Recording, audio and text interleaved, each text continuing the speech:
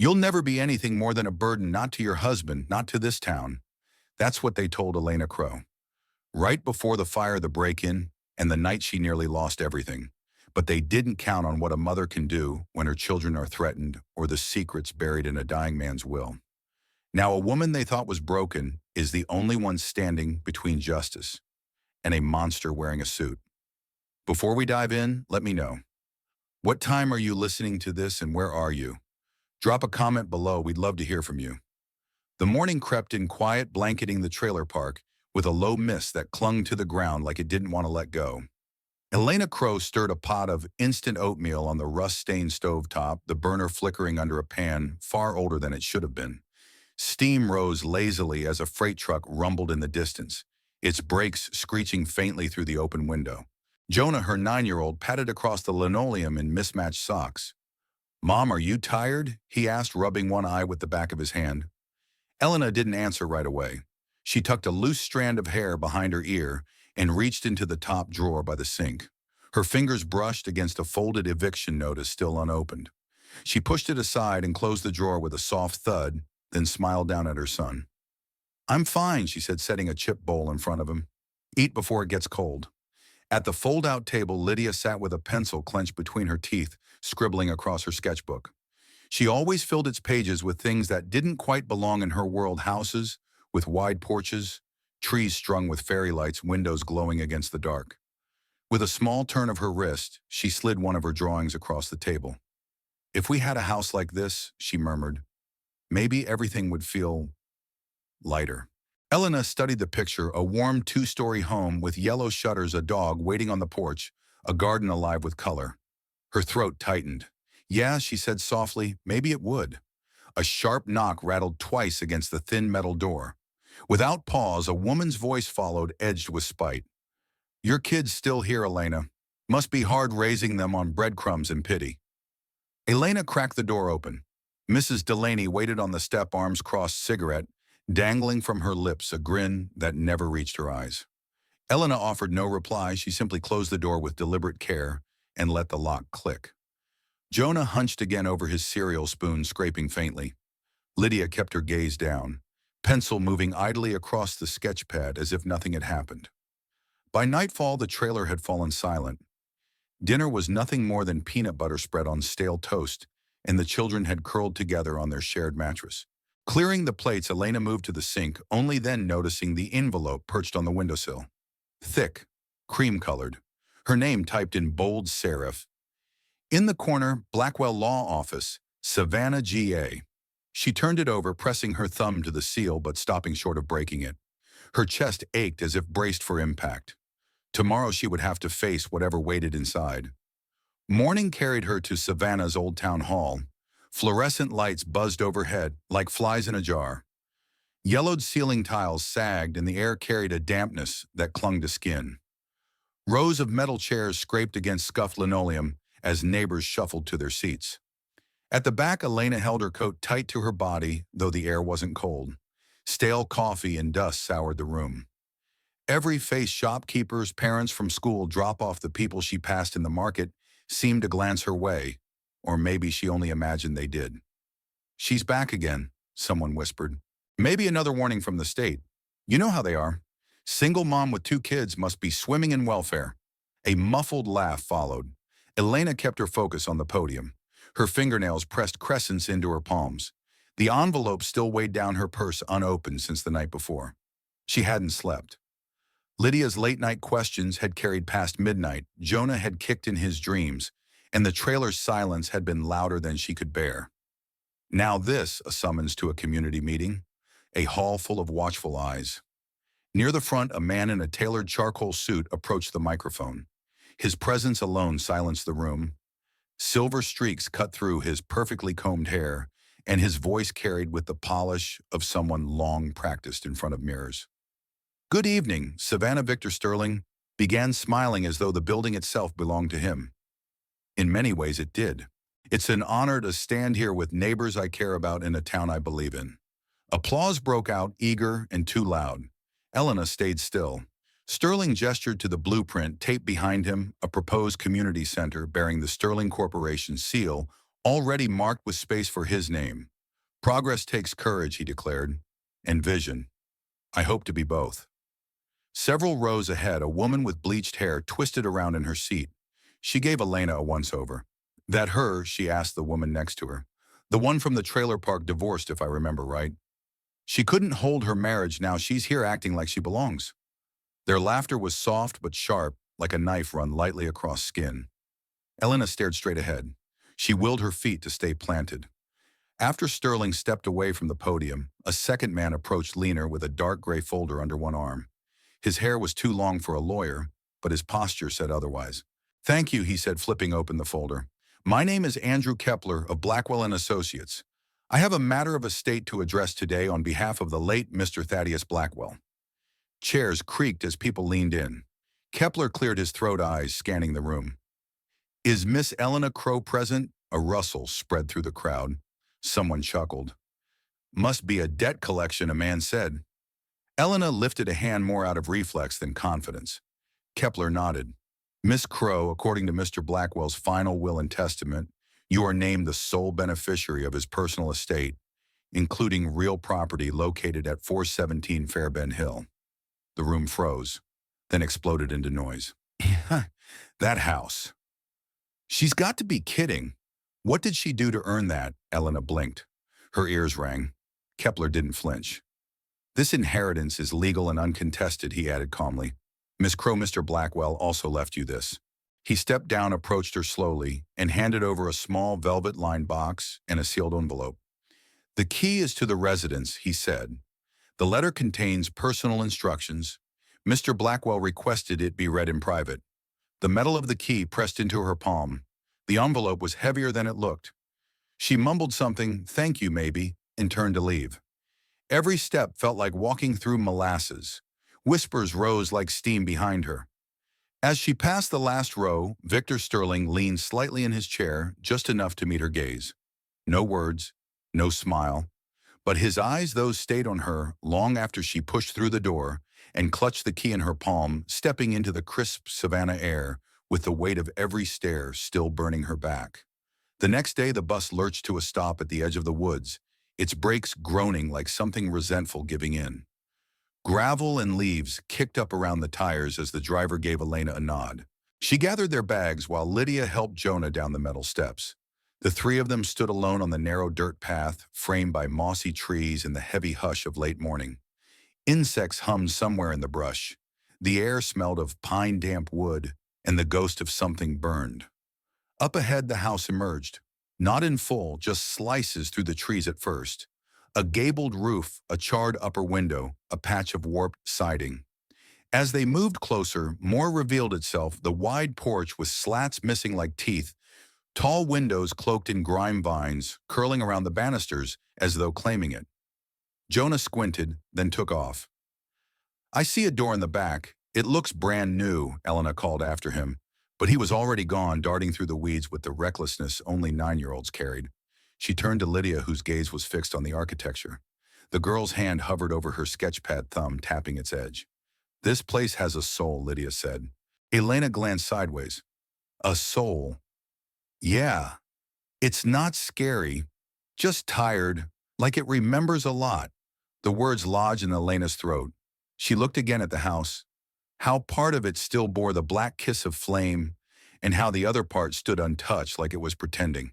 She didn't move for a moment. Her fingers clutched the key from the lawyer's box.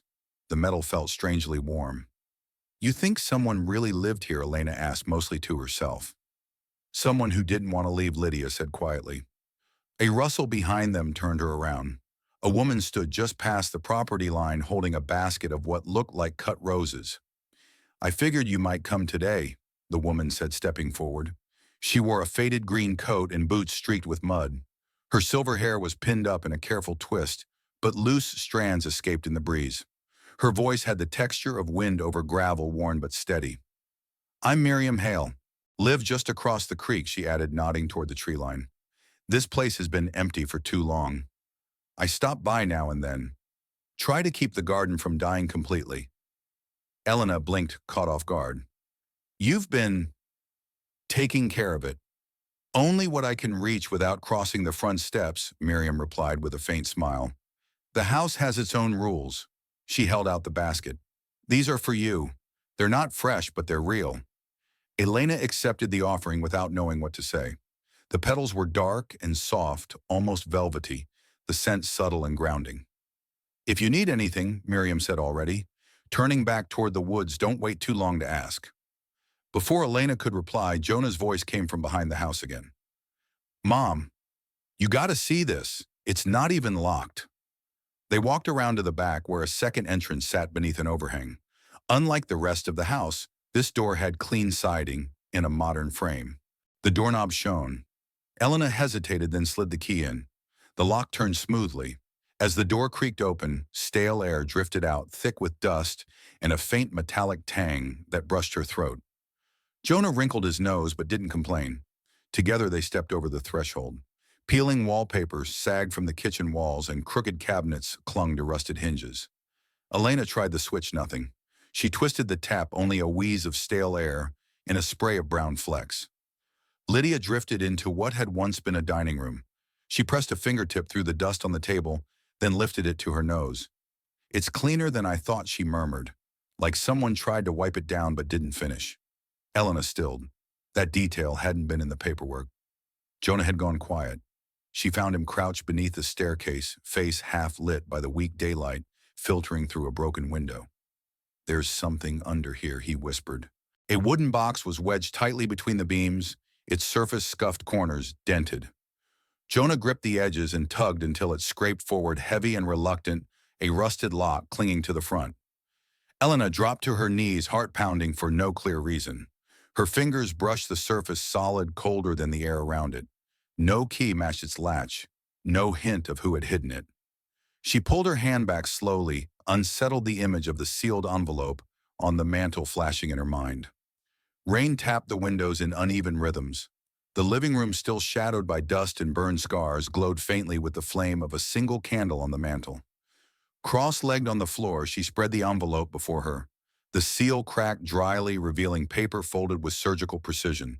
Instead of a letter or confession, a single sheet appeared, crowded with symbols, loops crossing like no alphabet she knew, arrows piercing squares, numbers repeating in odd sequences. In the bottom corner, a circle surrounded by 8 dots. Lydia leaned over, whispering, I've seen something like this before. At the library downtown. Old war codes, maybe. Elena arched a brow. You sure not really, Lydia admitted. But it looks like something meant to stay hidden. The flame shivered as a breeze slipped through the cracked frame. Jonah's call echoed from the hall. Come here. You have to see this. He crouched at the end of the narrow hallway, past the kitchen where the pantry had once been. Dust thickened the air. A sheet of plywood leaned aside, exposing a door thicker than the rest bolted shut. The tang of damp metal lingered. It was behind that, Jonah said quickly. I didn't break anything. Her pulse leapt. Running her hand over the surface, she found no handle, only a keyhole buried in rust. Something about it felt wrong. Not loudly haunted, but deliberate, as if someone had worked hard to erase it from sight. We're not opening this tonight, she said, pulling Jonah back. Upstairs, both of you. Lydia lingered, gaze locked on the coded page. But what if no? Enough for now. Later, after the children curled beneath blankets and the storm outside gathered strength, Elena sat alone in the kitchen with the coded letter spread across the table.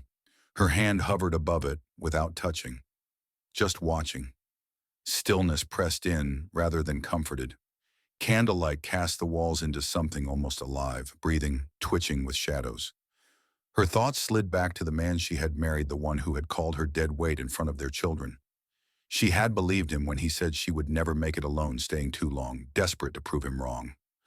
Now here she was, holding a map or a warning from a dead stranger in a house that reeked of mold and secrets. She exhaled, palms pressing against her thighs to steady the tremor. Down in town, a storm rattled the windows of a bar off River Street. 4 men leaned over a table, drinks half-empty, voices cutting through the hum of the ceiling fan. You heard who got the Blackwell Place Crow. Trailer chick, divorced, got 2 kids. No way. Word is, she's sitting on something real. House like that doesn't go to some nobody. One laughed without humor. Victor won't let that sit. Bet you a case he's already working on it. Meanwhile, at the house, the wind rose. Tree branches scraped the siding like nails on sheet metal. Upstairs, the floor groaned as Lydia shifted in her sleep. At the kitchen window, Elena stared through fog glass, mind spinning with half-formed theories. Thaddeus's letter, the locked steel door, Miriam's cryptic visit. She rose to blow out the candle but froze at a sharp thud. A bedroom window upstairs slammed open. She ran. Her foot caught on the third step, nearly sending her sprawling. At the landing, she turned left, heart hammering loud enough to fill her ears. Lydia's room lay still, nothing broken, only the curtain thrashing in the wind. She stepped closer. On the ledge, outlined in rain and mud, a single boot print waited. Fresh, full, facing inward. That night she pulled her children close asleep, a stranger, the coded letter clutched tight in her hand until dawn. By morning the library smelled of waxed wood and old paper, with shafts of light slicing through high windows and dust motes drifting like quiet thoughts. Elena followed Lydia past rows of sagging shelves, the coded letter folded neatly in her coat pocket. They moved toward the far end where a faded placard read, "Local History and Reference." A voice called from the reading desk. "Back again, Miss Lydia." The librarian, Mrs. Gardner, wore her usual gray cardigan and a chain on her glasses, the kind that looked like it had seen multiple generations of eyeglasses. "We're looking for something," Lydia said, motioning Elena forward. "It's kind of strange." Elena handed over the paper. The woman adjusted her frames and squinted. Her fingers traced the shapes, the overlapping arrows and circled numbers. "Oh, this is Thaddeus Blackwell's style," she said matter-of-factly, like she was naming a brand of soup. "He used to donate puzzles and riddles for the kids' summer program. Loved old codes. Taught them like games. This," she tapped a corner, "is one of his simpler ones." She scribbled something quickly on a notepad and handed it back. 718-51122, she read aloud. "Not random. It's likely coordinates. Or maybe a combination. See how it repeats here, could be tied to one of his old safes. He had one installed under the foundation before the fire. Said it was for sentimental things, but I never knew what that meant." Lydia's eyes widened. Elena tried to nod politely, but her throat had gone dry. They thanked the woman and stepped back out into the sun-warmed sidewalk. Heat bounced off the pavement, heavy and sticky. Elena's mind spun faster than her feet. They took the long way home. She needed time to think, needed to breathe. The gravel crackled under the tires of the borrowed car as they turned into the overgrown driveway. Jonah's bike was leaned awkwardly against the porch wheels, spinning slowly in the breeze.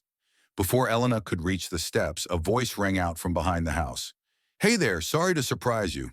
A man emerged, wiping his hands on a red rag. "Name's Cole. I'm with the electric company. Got a report of an outage out here." He wore a navy jumpsuit, boots caked in dry mud. His smile was polite but tight, too still.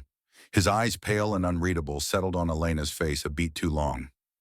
"There's no power," Elena said cautiously, stopping short of the porch. "But we didn't file anything yet." Cole shrugged. "Dispatch might have logged it automatically. Happens sometimes with old lines." Lydia came up beside her. The man's eyes shifted to the girl and stayed there. "Nice place you've got," he said after a beat. "Well, once you scrub out the ghosts anyway." He chuckled softly, but it didn't land. He tapped his clipboard twice, then looked up. "Just so you know, sometimes when a gift shows up unexpected, it comes with strings. Just be careful which ones you pull." Elena's stomach turned. "Is that a warning?" "No, ma'am. You just neighborly advice." He tipped an imaginary hat, then walked back to his truck, parked half-hidden behind the trees. Lydia didn't move until the engine growled to life and the vehicle disappeared down the drive. Elena watched the dust settle long after he was gone. "Mom," Lydia whispered, voice trembling. "They know we're here." "That was him, wasn't it? One of them." Elena pulled her daughter close, palms steady on the back of Lydia's head, eyes fixed on the trees beyond the yard. She held tighter than intended, pulse hammering at her temples. If they had tracked them this quickly, how much did they already know? She ordered Jonah to stay near the house and told Lydia to keep the door locked. After checking each window, she drew the blinds and taped the back latch. The silence that had once smothered the rooms now felt like a spotlight. Every corner exposed, every wall listening. Night fell fast, swallowing the yard in moonless black. Wind clawed against the siding, harsher than before. They skipped cooking, eating cold cereal at the kitchen table, with the lights off, waiting for nothing in particular. Lydia's fingers laced tightly with Jonah's. Then came the sound, low at first. A truck engine far down the road. It crept closer, then stopped. No headlights, no voices. The engine died. And in the thick silence, a metallic click rose from beneath the floor, something shifting behind the steel door. Elena held her breath until exhaustion dragged her under. Morning brought the knock. She froze mid-slice, the dull blade pressing into the cutting board. 3 measured raps, polite but too certain to be chance. She opened the door an inch. "You're here early." "I am," Miriam said, voice gravelly but warm. "Because it can't wait." Boots tracked dew across the hardwood as she stepped inside without waiting for an invitation. Her presence filled the kitchen like a memory that had always belonged there. Setting a tote on the table, Miriam drew out a tarnished key tied to a strip of fraying leather. Both hands extended, she offered it. "He meant this for you," she said. "Left it in my care with instructions. Said it was for the one who wouldn't run." Elena hesitated. "You're talking about Thaddeus," I am, Miriam replied. "And your mother." He never forgot what she did, how she kept quiet when others would have betrayed him. "He watched you too, quietly. Long before this house came into your life." The key lay heavy in her palm, no tag, no inscription, just the blunt weight of something old and decisive. She turned it once, then again. Jonah shuffled in hair wild from sleep. "What's that?" Elena looked toward Miriam. "It's time," the older woman said simply. Together they descended the basement steps, Lydia trailing close. The air grew colder as they went down, musty and thick with age. At the bottom, the metal door waited unchanged since the night before. The key slid in without resistance. A heavy click reverberated through the foundation, followed by the slow groan of hinges. The chamber beyond bore no resemblance to the rest of the house. Stone walls arched like a wine cellar, shelves lining either side. Half the space was packed with cash. Plastic-wrapped stacks, bundles sealed and labeled, some crisp, others faded by time. Elena edged forward, breath-catching. This can't be real." Miriam gave no reply. At the center sat a leather-bound binder, its spine-cracked pages swollen. With trembling hands, Elena opened it.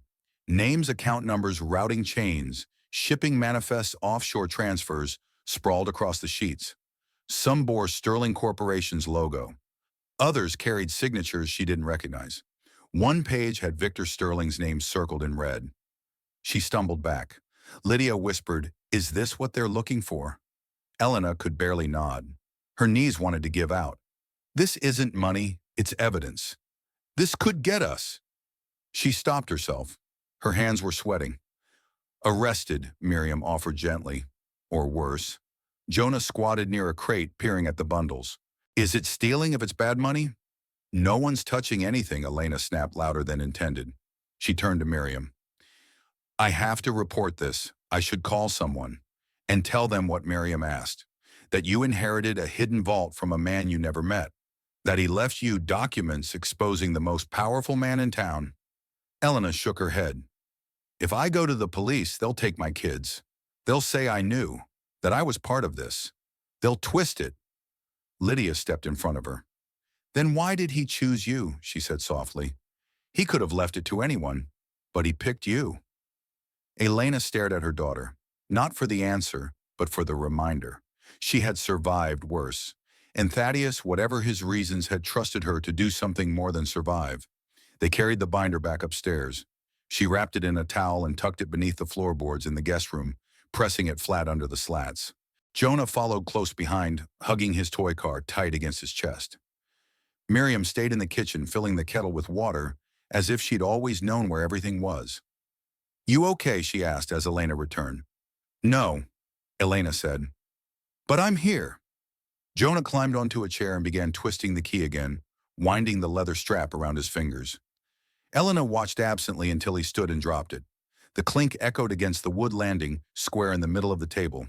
A knock followed, not tentative, sharp, rapid, insistent. Lydia's head snapped up. Miriam stayed motionless. Elena's eyes darted to the hidden binder beneath the floorboards. The key still lay in plain view, sunlight pouring over it. For a breathless moment, no one moved. The follow-up never came. After several long seconds, Elena forced herself forward, unlatched the door, and opened it just wide enough to see the postman adjusting his bike helmet. He extended a small package flat and tightly sealed in brown paper. "Crowe," he asked without looking up. She accepted it with a nod, murmured thanks, and closed the door. He was already gone. Her name was typed in all caps across the label. No return address, no postage. Just her. The weight felt wrong in her palm, light yet stiff. At the table, she tore the edge open, sliding out a USB drive wrapped in tissue and a folded slip of yellow legal pad. "Play this only when you're alone." The handwriting shook across the page. Elena traced it with her thumb before tucking both note and drive into her pocket. The walls of the house seemed thinner than usual, every creak overhead tightening her chest. This wasn't the right moment.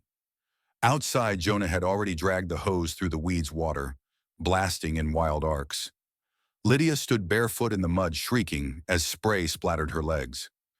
Elena stepped onto the porch, shielding her eyes from the low sun. The storm that had lingered for days had broken at last, leaving the air rinsed and sweet. The oak by the back fence shed slow leaves while Jonah attacked an invisible enemy with the hose. Lydia ducked behind empty planters, laughing harder than she had in months. With a faint smile, Elena lifted a broom and began sweeping leaves from the porch. The rhythm soothed her. Even as the house stood half-burned and thick with secrets, the hour felt strangely soft. Lydia ran up, soaked and grinning. "I think this place has good bones," she said. "Like old music." Elena brushed dirt from the steps. "Maybe it just needs someone to listen." They spent the next hour weeding, raking, laughing when Jonah toppled into a puddle and declared himself eaten by swamp monsters. By the time cicadas hummed through the trees, Elena had laid out towels and sent the children upstairs for warm clothes. Her muscles ached from the work, but behind her ribs something small and bright took root, a flicker of what home might feel like. When the house finally quieted, she slipped into the study with the USB clenched in her hand. Curtains drawn, door locked. The old laptop hummed awake. She inserted the drive. A single file appeared: room 206. Archive footage. Double click. The screen filled with grain. Security camera angle time-stamped 2 years earlier. Around a mahogany table sat 6 figures in tailored suits. Light barely caught their faces, but Elena knew the voice at once when one leaned forward. "Victor Sterling." "Blackwell's turned into a liability," he said, casual, almost bored. "He's documenting everything. If it gets out..." Another man lit a cigar. "He won't. Too careful." Victor's hand clenched around the glass before him. "That's what worries me." Silence. "Then someone else want us to take care of it." Victor didn't answer right away. When he did, the words iced the air. "If any of this leaks money trails, land deals, foundations, we don't wait for damage control. Burn it. Burn them." Laughter. Glasses clinking. The feed cut mid-sentence. Black screen. Elena sat frozen in the laptop's blue glow. Her hand hovered over the trackpad but refused to replay it. Sterling's phrasing echoed "burn them." It hadn't sounded like metaphor. She yanked the drive free and hid it in the sugar canister on the highest shelf. Somewhere the kids would never think to look. The house seemed to stiffen around her. Wind rattled a shutter. Pipes moaned through the walls. A board creaked above. Each sound spiked her pulse. She stepped into the hallway and stared at the stairwell's dark mouth. A shadow shifted. She flicked the hall light on and listened. Nothing. But the stillness felt alive, aware. Something had shifted, and someone, somewhere, knew exactly what she'd seen. She barely slept, the binder clutched to her side. By the following evening, rain had been falling for hours, a steady drumbeat on warped roof tiles. In the dim living room, Elena hunched over the coffee table, the folder pressed to her chest like a child clutching a stuffed toy. Her fingers trembled with cold and with something older, heavier. Lydia sat cross-legged on the couch beside her, a blanket draped around her shoulders. Her voice barely rose above the thunder. "Mom, what if they find us?" The question hovered in the air like smoke. Elena's eyes stayed on the files, the black ink bleeding through fragile pages, accounts, shell companies, offshore holdings. Too much to explain, too much to carry. She couldn't bring herself to answer. Upstairs, Jonah stirred in his sleep. A faint thump, followed by a soft whimper. Then silence. The boy had always been afraid of storms. She glanced toward the staircase, half ready to go to him, half rooted in fear that moving would shatter the delicate safety of the moment. Lydia leaned in, placed her hand over her mother's. "You don't have to do this alone." Elena's lips parted, but no words came. Her chest tightened. For weeks, she'd been trying to hold everything together with duct tape and denial. She'd scrubbed walls, repaired broken locks, unpacked dreams too heavy to carry. But this war against a man like Sterling was different. She stood abruptly and walked to the dining table. The folder landed with a muted slap. She pulled out a chair, sat, and buried her face in her arms. The first sob barely made a sound. Then another, and another. Tears soaked into her sleeves. Her shoulders quaked. Her thoughts splintered images rising like oil in water. Her ex-husband's face twisted in rage, yelling through clenched teeth. "You can't hold a job. You can't hold a marriage. What can you do, Elena? What are you good for?" She hadn't spoken back then, only stood silent, swallowing her shame like vinegar. Tonight the echo struck harder, reverberating louder than the thunder rolling overhead. The lights flickered once, then again. Lydia yanked the curtains shut, yet the storm still pressed against the walls. Every branch tapping the glass felt like a warning in code. At the far end of the house, a motion light blinked to life. Elena pushed herself upright, swiped at her face, and moved to the foyer window. With careful fingers, she pulled the curtain just enough to glimpse the drive.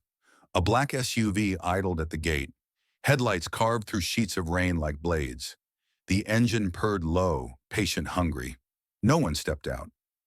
Then the passenger door opened. A man stepped out, tall and square-shouldered, wearing a dark coat slick with water. Even from this distance, Elena recognized the posture, rigid, rehearsed. Cole Harris. He didn't approach the house. Instead, he stood just behind the front gate, staring at the house through the fence, as if memorizing it. Another man joined him, carrying what looked like a clipboard under his coat.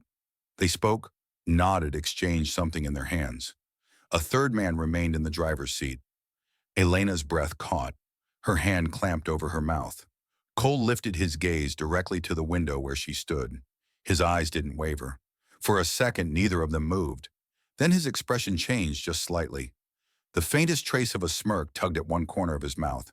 He turned and said something to the man beside him, then tapped the metal gate with a knuckle before walking back to the SUV. The headlights cut off. The car rolled backward into the mist and vanished down the road. Behind her, Lydia whispered, "Was it them?" Elena turned, her voice barely audible. "Yes." Rain thundered harder, as if the sky itself was warning her. Something shifted in her chest, an old ache breaking open, like a scab peeled too soon. She grabbed the folder again, held it tight. Somewhere upstairs, Jonah cried out in his sleep. Elena didn't move. She just stood there in the dark, heart hammering, staring at the raindrops racing down the glass. The outline of Cole's figure still burned against her vision. She knew now they weren't just watching. They were waiting. And the weight of that truth followed her into the long hours until morning. By dawn, an email arrived. No subject, no sender name. Elena hesitated before opening it, her fingers trembling slightly over the laptop's touchpad. Lydia and Jonah sat at the kitchen table behind her, quietly munching toast with too much jelly. The silence between the children wasn't unusual anymore. It had become the atmosphere they all breathed. Someone's ready to talk. Proof. Meet at the abandoned church near the docks. Noon. Come alone. That was it. No signature, no attachments. Just a single line that read like a whisper from the dark. She stared at it for a full minute, jaw clenched. Then she shut the laptop and grabbed her coat. The drive into town stretched longer than usual. Rain had stopped, but the streets still shimmered with leftover water, and the wipers dragged across the glass like a tired heartbeat. Jonah had begged to come. Elena refused. Lydia hadn't asked, just slid into the front seat, backpack clutched tight, silent. The church hunched at the edge of the industrial docks, crumbling into ivy and salt air. The cross had long since toppled from its roof-stained glass, reduced to jagged shards. The parking lot lay deserted. They sat in the car for a moment. "You don't have to come in," Elena whispered. Lydia gave her a sidelong glance. "You shouldn't be alone." Elena stepped out first, pulling her coat close. The door moaned on rusted hinges. Inside, the air stank of rot and mildew. Long abandoned pews lined the aisle, some broken others sagging under their own weight. A shuffle stirred near the altar. She stilled. "Hello?" Her voice cracked. A man emerged, thin-stooped, his patched coat hanging from bony shoulders. Liver spots covered trembling hands as he lifted a plastic grocery bag. "You're Elena," he rasped. "You look like your mother, but stronger." Her throat tightened. "Who are you, someone who chose wrong?" 30 years as Sterling's accountant. I hid at all funds, shell companies' money that couldn't stand daylight. He pulled a hard drive from the bag, holding it out. Theodore found out, tried to stop them. This is what got him killed.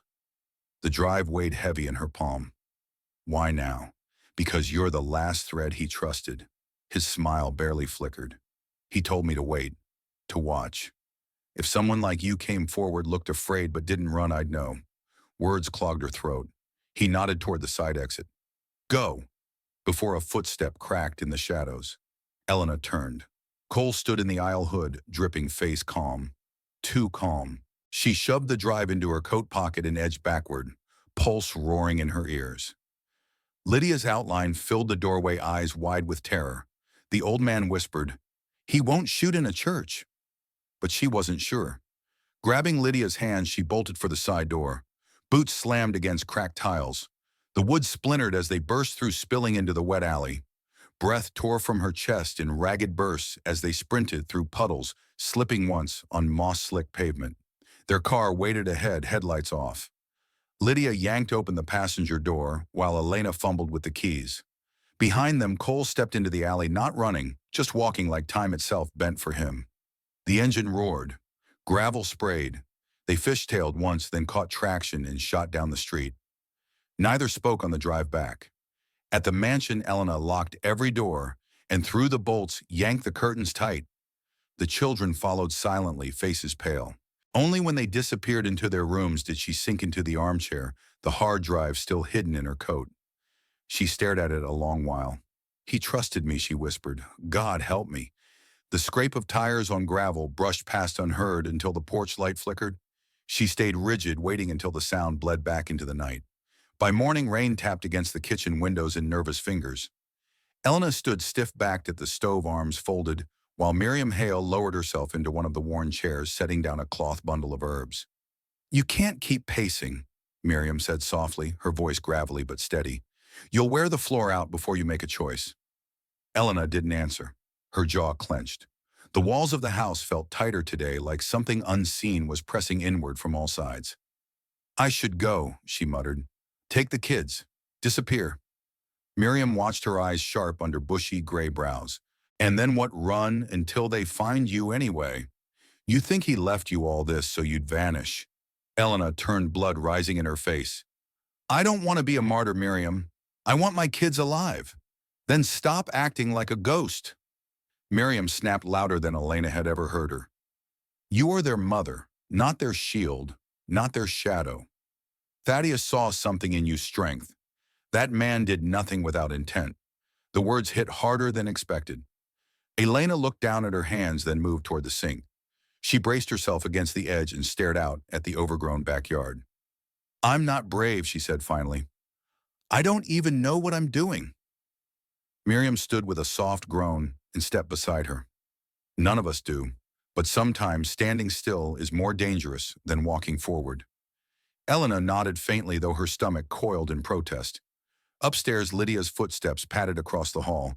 Moments later, the girl appeared in the doorway, holding the hard drive close to her chest. "I wrapped it in my blanket," she said. "I thought it might be cold." Elena blinked, throat tightening. Lydia's grip was small but determined, like she understood the weight, even if she couldn't name it. A burst of static came from the old TV in the living room. Jonah had flipped it on and was half asleep on the couch, thumb in his mouth. The screen flickered before sharpening into the local news. Victor Sterling's face filled the frame, polished, rehearsed the backdrop of the Savannah Community Hall behind him. "We're proud to announce our continued investment in rebuilding key infrastructure," he declared. "Our town deserves clean roads, better schools, safer neighborhoods." Elena moved toward the screen, frozen in place. "My team is committed to transparency," Sterling continued. "Despite the rumors, there is nothing to hide. We believe in Savannah and will stand by her every step of the way. Miriam scoffed, arms folded tight. Snake knows how to sound like a shepherd. On-screen, Sterling raised a hand in mock humility as reporters shouted questions. None were answered. The feed cut to a pre-recorded segment about park renovations funded by the Sterling Foundation. Elena turned off the TV. Her reflection stared back in the blank screen, tired, pale, but focused in a way she hadn't seen in months. She walked to the counter, picked up her phone, and unlocked it. "Who are you calling?" Miriam asked. "Someone who doesn't take orders from Sterling," she said. Her thumb hovered over the keypad, then she typed a number she hadn't used since her journalism degree days. She'd met Imani Reyes during a protest at Emory years ago. Imani had gone freelance after exposing a state senator for bribery. Elena had edited one of her op-eds in school. She hit call, 3 rings, a click. Elena Crowe. The voice sounded more surprised than cautious. "I need your help," Elena said. "I have proof of something. Huge, but it's dangerous. For me, for my kids. I need someone I can trust to tell the truth." Silence crackled between them. Then Imani's voice steadied. "Talk to me." Elena's fingers tightened around the phone. Her next breath came sharper. Upstairs, a floorboard creaked. Elena's eyes darted to the staircase. Jonah must have shifted in his sleep again. Or maybe not. "I'll send you encrypted files tonight," she said quickly. "Meet me tomorrow. Not in Savannah. Somewhere quiet." "Understood," Imani replied. "I'll bring backup." The line went dead. Elena exhaled slowly and looked over at Miriam. "I think I just picked my side." Miriam's warning still lingered when the front door rattled, once, then stilled. Elena reached under the counter, fingers brushing the pepper spray and flashlight. Miriam edged toward the curtains. They waited in silence until only the storm remained, the hum of Elena's pulse loud in her ears. Hours later, the cursor hovered above send. A bead of sweat slid down her temple. The folder was zipped, Imani's contact glowing green. One more click, the lights cut out. Darkness swallowed everything. A heartbeat later, glass shattered in the next room, followed by a heavy thud and the groan of wood under weight. Elena stiffened, breath lodged between her ribs. Lydia's whisper drifted down the stairwell. Upstairs, she hissed, jamming the flash drive into her boot. "Now, take your brother." Footsteps pounded the hallway. A shadow crossed the broken kitchen window. Elena snatched the iron poker by the hearth just as the front door splintered inward. Cole Harris entered first, his flashlight slicing the dark. 2 men flanked him, moving like wolves closing in. Elena swung wide, the poker smashed against plaster as Cole ducked. A second man rammed her sideways, slamming her to the floor. Air burst from her lungs. The poker spun out of reach. Lydia screamed from above. Cole tore through drawers, scattering papers, yanking down shelves. He seized Sterling's folder, tucked it beneath his arm, then leaned over Elena where she gasped on the rug. "You don't know what you've stepped into," he snarled, breath rank. "This isn't your fight." Blood pooled at her lip. She pushed to her elbows. "Then why sneak in like cowards?" His boot struck her ribs, not enough to break, but enough to bruise. From the staircase, Jonah cried, "Leave my mom alone!" He hurled the old kerosene lamp. It shattered on impact. Fire leapt instantly, curtains curling, smoke coiling upward like a serpent. "Shit," one of the men barked, retreating. Cole crouched low, fisting Elena's hair knife, glinting as he pressed it against her throat.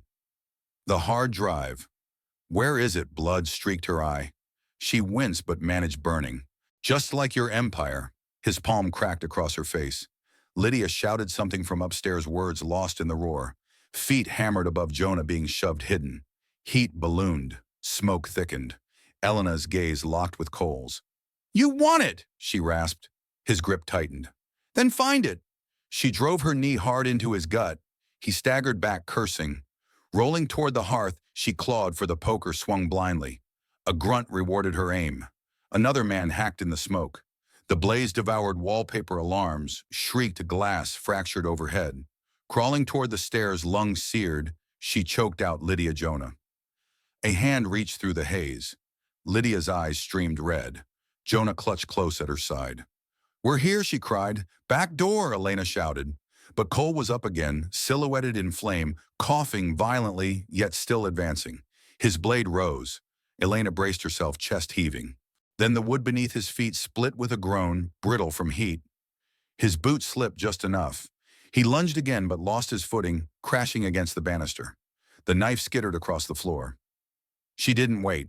She grabbed her kids and rushed toward the rear hall. Smoke chased them, wrapped around their legs like claws. Cole howled behind them, choking. Elena burst through the back door and collapsed onto wet grass. Rain poured down, steam rising from her clothes as if the fire still clung to her. Lydia clung to her side, sobbing quietly. Jonah gaped at the house, mouth slack. Above them, a window blew outward, flame clawing into the sky. Through the haze, Elena caught Cole's silhouette, lingering a heartbeat before smoke swallowed it whole. She dragged the children toward the trees, yet the roar of the blaze pulled her mind back to the moment she'd left him behind. Within the house, smoke coiled through the rafters, flames crackling under the stairwell. Elena braced against the wall, lungs, raw vision swimming. Cole's boots pounded closer, steady, deliberate. His knife gleamed in the firelight, his breath sour with sweat and fury. At the window's edge, a gray shawl whipped in the wind. Miriam. The older woman stormed through the back door, shouting Lydia and Jonah's names. Her voice cut through the chaos like a rope to drowning swimmers. Grandma Lydia screamed, dragging Jonah behind her. Miriam seized them both and vanished into the storm. Elena's knees weakened. She forced herself to stay upright as Cole loomed with his blade raised.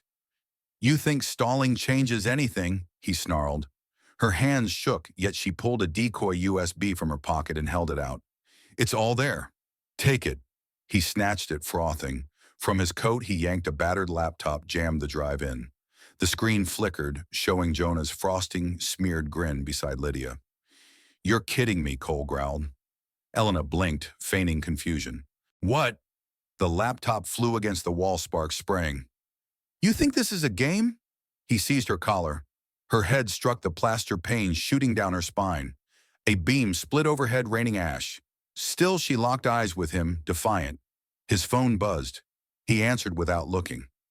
Victor Sterling's voice slid through the line, cold and measured. "Is it done?" "Not yet. You were supposed to finish it hours ago. That house is a liability. If the drive's still out there, tie up the loose ends. Tonight, I've got her. Kids escaped." A pause, then steel. No witnesses. "I don't care how messy." The call ended. Cole's jaw tightened, knife grip firming. Elena drew in shallow breaths. A flicker at the edge of the hedge's headlights, or maybe hope, glinted through the rain. The real drive rested in Jonah's backpack, zipped into a hidden pocket. Miriam would find it. She must. Cole lifted the knife. "Stop," Elena said, not pleading, but warning. He hesitated. "If you kill me now, you'll never find it." His eyes twitched. "What did you do? You think I'd carry the only copy?" Blood streaked her brow. Sterling's voice. "The payments, the names. It's already waiting to go public." "You're bluffing." "I'm not." She pushed to her feet, wavering but unbroken. The upload set. "Touch me, it spreads." The rafters groaned. A flaming beam crashed between them, sparks erupting. Elena stumbled back into the smoke. Cole cursed, ducking through the blaze. She crawled toward the kitchen, heat blistering along the walls, every breath a battle. Her hand found the counter, steadied. The back door flew open. Mom Lydia's voice tore through the storm. Through firelight, her daughter's silhouette appeared, headlights flaring behind her. A pickup idled, engine revving. Cole limped into view, knife in hand. Elena shoved a stool into his path and lunged through the doorway. Rain hammered down, dousing the sparks that still clung to her sleeves. Miriam caught her and dragged her into the truck, where Jonah clutched the backpack against his chest. Eyes wide with fear. The engine roared, tires flinging gravel. Flames devoured the porch.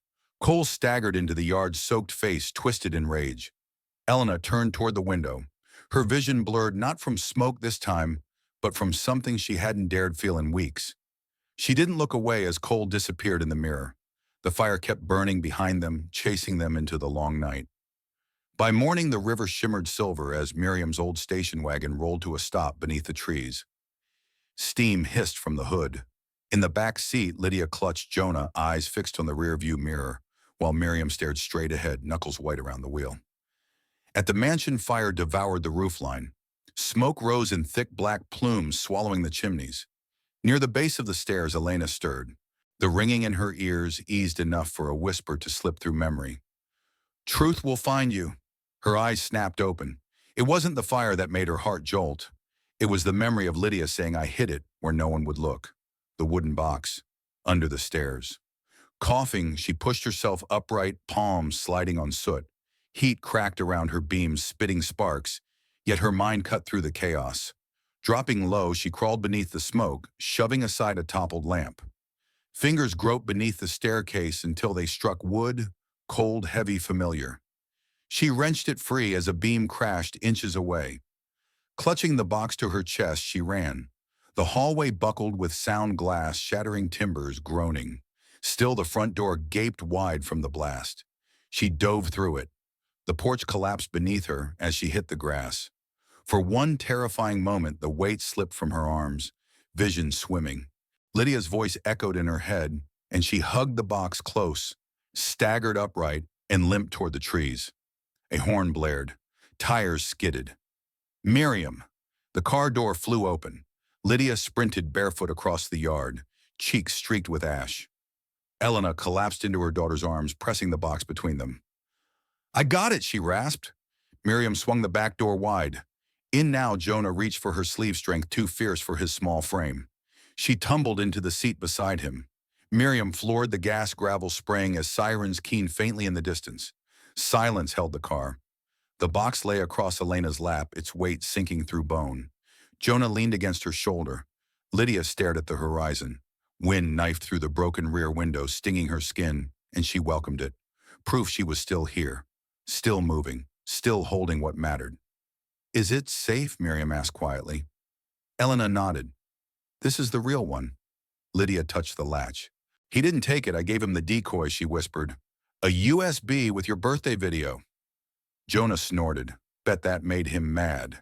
Miriam's mouth twitched into the first smile of the night. Smart girl. They drove on, weaving through marsh roads toward the bridge. Elena's reflection wavered in the glass, pale, scorched human. Not invincible, not unbroken, but alive, breathing. When she pulled the box from the ashes, something inside her had shifted. Fear hadn't vanished, but it had hardened into resolve. Purpose. She was no longer just running. The mansion could burn.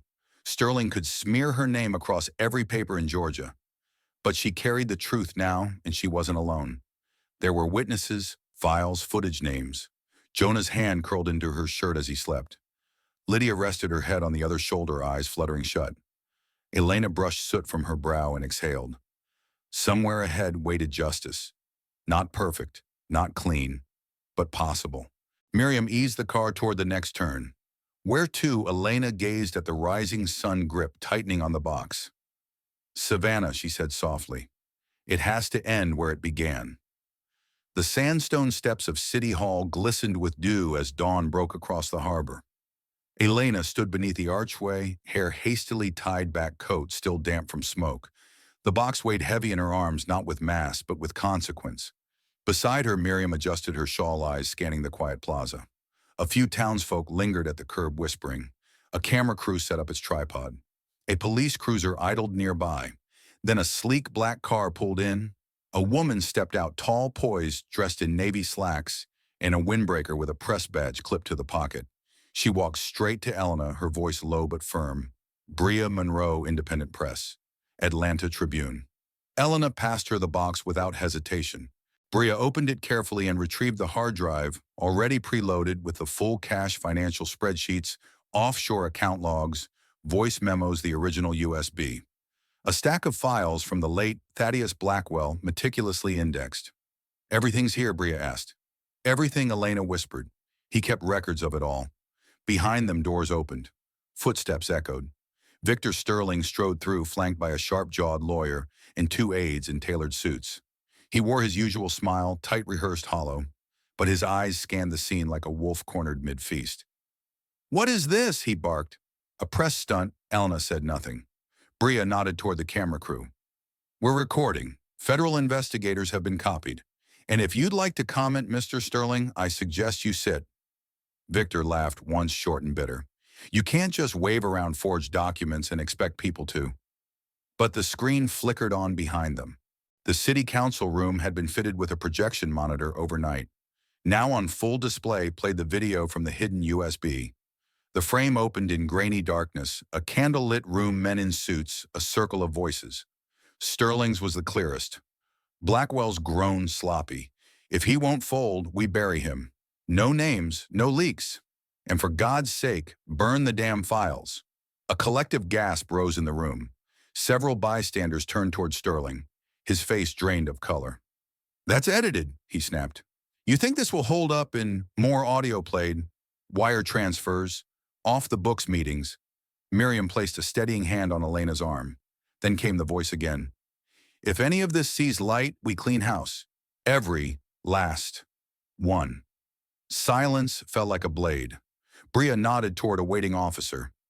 We have verified these files with a second witness and received clearance from federal agents this morning. The officer stepped forward. Handcuffs gleamed. Victor backed up. You can't arrest me. I'm a donor to this city. I built half of downtown. You extorted half of it, Bria murmured. Elena didn't blink as Victor's wrists were pulled behind his back. His lawyer shouted for delay, procedural review jurisdiction. None of it mattered now. Murmurs rippled across the gathered crowd. Phones lifted, cameras rolled, and then applause. It began with one woman, then another, then a group of dock workers near the fountain. The sound swelled until it filled the marble chamber like thunder. Jonah ducked out from behind a column, running to his mother. Lydia followed, cheeks flushed from the cold. Elena dropped to one knee and caught them both in her arms. She hadn't realized she was crying until Lydia whispered, Mom, it's over.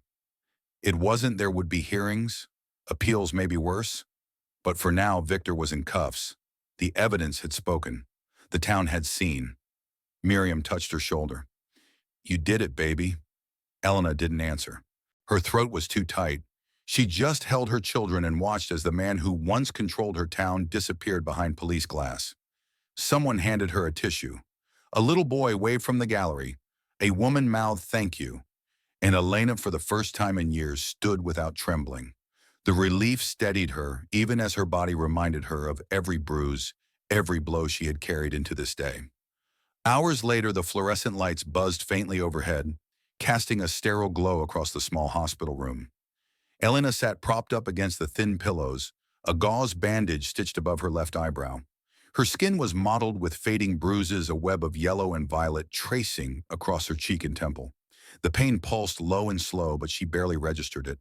Across from her, Lydia curled in the vinyl chair, one arm draped protectively over Jonah, who clung to a worn stuffed bear, his legs tucked under him.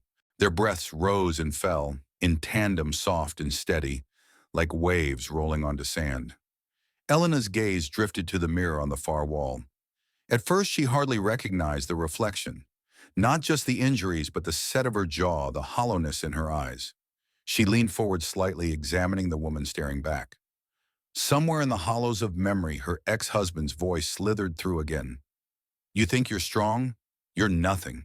You couldn't hold a job, couldn't keep a home. You're barely a mother. Her stomach clenched at the remembered venom. But then something shifted. Tears gathered, but they didn't come from despair this time. They came from knowing that voice no longer held power. She had walked through fire, literal and otherwise, and somehow emerged holding her children, her mind intact, and the truth in her hands. She didn't wipe her eyes. Let it fall. Let it cleanse. The door creaked softly. Miriam stepped in a tote bag slung over one shoulder. Her coat was damp from the morning drizzle, and her curls clung in wisps around her jawline. She smiled gently, seeing the quiet in the room. I figured you'd be awake, she whispered. Elena nodded, her voice rough. Can't sleep. My head won't stop spinning. Miriam approached the bed and rummaged in her bag, pulling out a small wooden frame worn along the edges. She handed it to Elena without a word. Elena took it carefully and studied the black and white photograph inside. Two people stood arm in arm, young and formal. One was Thaddeus Blackwell, taller, leaner, not yet hardened by age. Beside him stood a woman in a simple dress with her hair pinned in soft curls. Elena's breath caught. My mother Miriam nodded, easing down beside the bed. That was taken the year before you were born. She and Thaddeus were close. Not in the way folks might assume, but he looked after her always. I think she was the reason he left you the house. A slow warmth bloomed in Elena's chest. Her fingers brushed over the glass, tracing the outline of her mother's face. She'd barely known her memories blurred by time. But this was something whole. Proof she'd been loved once, not forgotten. I thought she left me with nothing, Elena murmured. I thought I wasn't worth remembering. Miriam reached over, placed her hand atop Elena's. Grief lies, she said simply. You were never nothing. The weight in Elena's chest lightened, just a little. She turned the frame and set it gently on the side table next to the pitcher of water and the cluster of pill bottles. From the other side of the room, Lydia stirred. Mom Elena glanced over, voice soft. I'm here. Lydia rubbed her eyes, blinked at the dim light. Don't go anywhere. Okay, I won't. She held her hand out and Lydia slipped from the chair, crossing the room on quiet feet. Elena drew her in arms, encircling her daughter's waist, feeling the warmth of her body, the quick little heartbeat against her own chest. Jonah mumbled something in his sleep and rolled toward the back of the chair. I had a dream, Lydia whispered, her voice muffled against her mother's shoulder, that we were in a real house, with a garden. And you laughed. Elena smiled faintly into her hair. That sounds like a dream worth chasing. They sat like that for a long while, Miriam quiet. Lydia clutched close the photo of her mother standing guard just a breath away. Beyond the window, clouds began to break, a thin blade of sunlight cutting across the sill like the first warm promise of spring. By the time they discharged her, Savannah was already bracing for the hearing. Flashbulbs burst like tiny explosions as the courthouse doors swung wide. A gray morning hung low over the city and the square. Before the Georgia Superior Court throbbed with commotion, news vans jammed along the curbs, tripods half collapsed in the scramble, voices colliding in every direction. Victor Sterling appeared in handcuffs between two federal marshals. The tailored suit sagged beneath the weight of disgrace. The performative smile he had once worn at town halls, ribbon cuttings, and campaign dinners was gone. In its place remained clenched teeth and a glare that ricocheted off every lens aimed his way. Behind him, 3 more men followed, former board members, legal advisors, co-conspirators, all dragged into the spotlight by the same evidence he once believed buried forever. On the courthouse steps, protesters raised hand-painted signs. Savannah isn't for sale. Jail the liars. Thank you, whistleblower. Across the street, Elena stood among the growing crowd, pressed between Miriam and Lydia. Her hand wrapped firmly around Jonah's shoulder, holding him close. He wore a too-big windbreaker zipped to the chin, his eyes wide as he took in the chaos. Reporters shouted questions that went unanswered. Mr. Sterling, do you deny the charges? Where's the missing money? Is it true you ordered Thaddeus Blackwell's death? Victor didn't flinch. His jaw remained locked, his gaze trained ahead as if willing the courthouse doors to swallow him whole. Inside the courtroom was stark and frigid, the kind of place that drained color from everything except the truth. Wooden benches filled quickly. The judge, a woman with silver hair and a voice like gravel, wasted no time. This is not a trial, she announced. This is a preliminary hearing to determine whether the state has sufficient evidence to proceed. The prosecutor wasted no words either. She presented the USB drive recovered from the Blackwell estate, confirmed its chain of custody, and introduced the video, unedited, time-stamped with clear audio. The screen flickered to life. There he was, Sterling, in a closed meeting, gesturing toward a whiteboard filled with names and numbers. Blackwell's becoming a problem, he said. If that file gets out, we bury it him too if we have to. Gasps rustled through the courtroom like a breeze. The judge didn't react. She scribbled a note, turned a page. Next came the forensic accountant, then the former employee, then the janitor who overheard arguments late at night. One by one, the pieces fell into place. In the back row, Elena remained still. She hadn't spoken since entering. She didn't need to. The weight of her presence rippled through the courtroom. She wasn't here to gloat. She was here to bear witness. Lydia reached over, squeezing her mother's fingers, then leaned her head on Elena's shoulder. The quiet gesture nearly undid her. Behind them, a woman tapped Elena's arm gently. Her eyes brimmed with tears. You saved my father's pension, the woman whispered. He worked for Sterling 22 years. Elena nodded, barely managing a smile.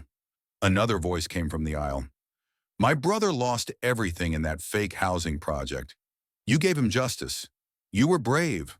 We're grateful. Elena blinked hard. Her throat tightened. The judge rapped her gavel once. I find the evidence not only sufficient but overwhelming. The defendant will be held without bail. Formal charges include financial conspiracy, bribery, and obstruction of justice. The state recommends a federal referral. Sterling's shoulders jerked slightly, an involuntary twitch of rage or disbelief. His attorney whispered urgently in his ear, but he didn't respond. The handcuffs clinked as he was led away. The word spread quickly. Cheers rolled across the courthouse steps. Strangers embraced. Someone began chanting Elena's name, but it dissolved into applause, less celebration than release. Years of tension, deception, and helplessness cracked open at last. Miriam leaned in and kissed Elena's temple. "You did it," she whispered. "No," Elena replied. "We did." She turned to Jonah, lifted him into her arms. He buried his face against her collarbone. "Is it over now?" he asked. Her gaze swept the crowd, then drifted back to the courtroom, where so much had shifted in mere hours. "Almost," she murmured. Together they descended the courthouse stairs into a morning that no longer felt so gray. In the weeks that followed, hearings ground on papers were signed, and the slow work of rebuilding began brick by brick, garden by garden. Late afternoon light streamed through tall oaks shading the newly restored Blackwell estate. The scent of jasmine mingled with fresh-cut grass drifting up from the Savannah River. The soot-stained walls had been scrubbed clean, painted warm cream. Where vines had once clawed, white roses bloomed in neat rows. A wooden sign swung gently in the breeze at the front gate, Blackwell Crowe Foundation's support for single-parent families and community hope. From the backyard came laughter, bright and unrestrained. Jonah, barefoot and determined, chased a paper kite Lydia had painted with swirling stars. He whooped as it dipped, then climbed again. Near the porch, Miriam pressed the final rose bush into place. Dirt streaked her gloves, sweat dotted her brow, yet her eyes shone as she patted the roots. "That's the last of them," she said, glancing up. Elena emerged from the kitchen with 2 steaming mugs. She paused to take in the garden, the children, the house no longer whispering with ghosts but humming with renewal. Passing a cup to Miriam, she murmured, "Thank you for everything." "You did the hard part," Miriam replied, smiling. "I just plant things." The screen door creaked open. Lydia leaned on the frame braid, slipping over one shoulder, cheeks flushed. "Jonah says he's building a rocket next. Be prepared, I'll alert NASA." Elena laughed. She sank into the porch swing, letting it rock beneath her. The wind teased the chimes Thaddeus had once hung. Their delicate music drifted across the yard, mingling with a child's giggle, the scrape of a trowel, the far-off bark of a dog. A memory rose, her old trailer narrow and dim, the refrigerator's hum louder than her thoughts, bills stacked high in threatening collapse. That place had never known laughter like this. Jonah dashed around the porch corner. "Mom, come see," Lydia made the kite fly like a dragon. "I'll be right there," Elena called. Brushing a crumb from her shirt, she stepped to the porch's edge. The sky blushed pink and amber, the river catching the sun's last shimmer. Wildflowers spread across the field, untamed and unapologetic. Her mother's face surfaced not sharply, but as the soft outline from an old photograph, standing beside Thaddeus at this very house, long before secrets or fire. They looked happy, grounded, as if they belonged. Elena closed her eyes a moment, let the breeze wrap around her, then opened them again. "We found it," she whispered. "We found where we belong." Footsteps pounded on the wooden steps. "Mom," Jonah shouted. "Come on, you're missing it." She turned toward him, smiling, his arms wine-milled with excitement. Lydia stood behind him, arms crossed, proudly trying not to laugh too hard at her little brother's enthusiasm. Elena descended the porch steps slowly, her bare feet brushing against the warm planks. The grass cushioned her every stride as she moved toward the laughter.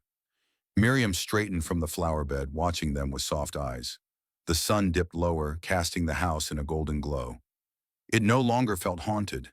It felt like home. Some inherit money. Others inherit secrets. But the greatest legacy Elena uncovered wasn't in a vault, it was in her own resilience. Even when life shattered her faith, when society called her unworthy, she stood up for her children and for the truth. Because healing doesn't always begin with hope. It often begins with fear and the decision to fight anyway. If this story moved you, don't forget to follow our channel for more emotional, gripping journeys like this one.